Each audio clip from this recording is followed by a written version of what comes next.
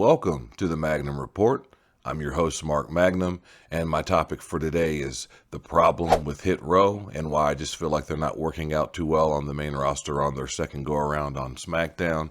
But before I get into that, I would like to say please like, subscribe, share, and also please hit that notification icon so you don't miss out on future content. Now into my topic. My reasons are pretty plain, and I guess they kind of would be somewhat obvious if you look at how Hit Row's working out right now on the main roster on SmackDown. When they first got called up originally from NXT, they had, at least a reaction. The fans cared, and it's not working out that way at all for them now. And I feel for them because I know they're trying to do their best out there. And when they first brought them back after, they got released, they were using them from week to week, and then, some things didn't work out, and then you had the whole deal with Top Dollar not being able to fly over the top rope, and then Michael Cole's been burying him ever since, basically, on commentary.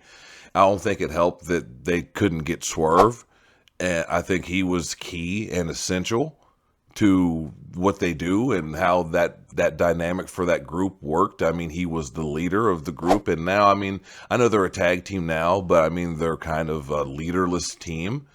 And not that they actually, need a leader, but when you remember the few weeks that they were on the main roster when they got called up from NXT, and now you see how now that they've came back and they're not really getting any reaction. I know the first couple weeks it was like, okay, Hit Row's back. All right, whatever.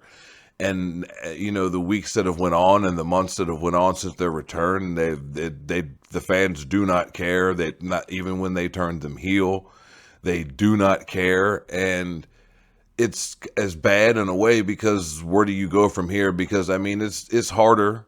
Because just as a guy that's done this before, it's harder to get over as a babyface. I get that because you've got to make the fans care. But to get over as a heel's not really that hard. At least maybe on the independent level. Maybe I'm looking at it from the independent side of things. But it's not that hard to get over as a heel. And for them to still not be able to get over. And then I watched some of the recent stuff they've had with them on SmackDown where Ashanti, the Adonis, is primarily done most of the work in the ring, and Top Dollar just stands on the apron and basically does nothing. So it seems like maybe they've lost faith in Top Dollar and getting in the ring, or maybe they're working with him at the Performance Center to where this is kind of a work in progress for him. I have no idea, but I've just noticed these last few tag matches that they have had, Top Dollar's really not been in these matches at all.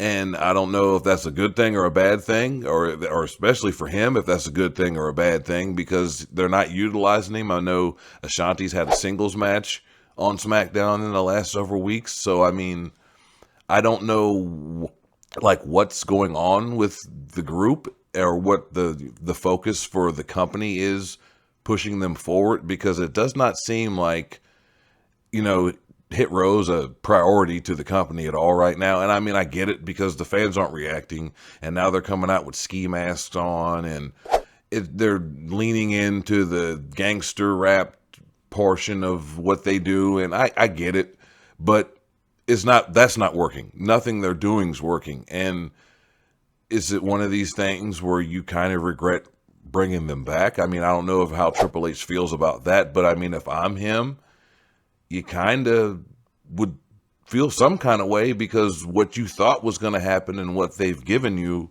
is not the same thing. So it's interesting to see how this is all playing out, because I like Top Dollar. I know there's a lot of people online that hate on him for just some of the stuff that he said and some of the stuff that, just his outlook on some things, or just how abrasive he can be online.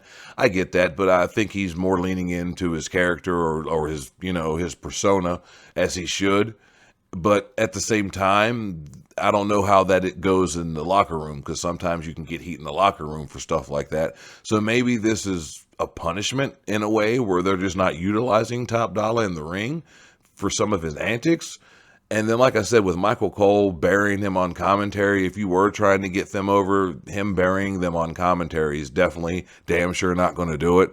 So that's kind of I get what they're doing. They're trying to make light of something no different than when, Titus O'Neil slid underneath the ring at the Greatest Royal Rumble. So I get that they're trying to, give a ha-ha moment for him. But when you're overly going out of your way to bury a guy, and it's not one of these things where you're burying the guy right before he gets released, or his contract's about to expire, so of course you're going to make him look stupid on the way out. No, this is a guy that you've got under contract, that you're still utilizing, that you're still trying to produce something and get something out of them, and you've got a commentator actively burying them. Like if it was 1 week or 2 weeks or something like that, all right, I got it. We're just making light of something. But when it's week after week, or anytime they're on the show, you can almost expect some kind of Michael Cole one-liner. And as crappy as he is on commentary, just the fact that he goes out of his way to bury talent,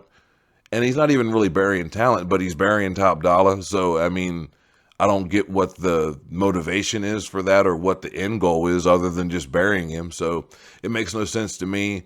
I feel sorry for Ashani the Adonis, because I think he has a whole lot of talent, and he's in this group where they're not making any kind of headway. They're just kind of in the ocean floating, but they're not getting anywhere. They're not going anywhere, and there's nothing in the horizon for them to get happy about or look forward to. So that's just my outlook on, Hit Row. And I would love to see them do something, or to make them interesting. Anything. I mean, the raps, something, anything. Just do something more than what you're doing with them now. And if it's one of these things where you're hesitant in putting Top Dollar in the ring, then maybe you shouldn't have brought them back. It makes no sense to me why you bring a team back. They didn't work as babyface. Okay, we'll try him now as heel. And now that's not working either. So maybe it's back to the drawing board for Hit Row. Maybe they need to split Hit Row up and let each member go their own way. I mean, I don't know what B-Fab. I mean, because I've seen some of her work in the ring, and she's not, polished at all. So there's that. So, I mean, she would kind of, I would think, go to the wayside. And like I said, Shanti the Adonis, he's talented. And then you've got Top Dollar, who I think maybe thinks more of himself than he actually is in the ring.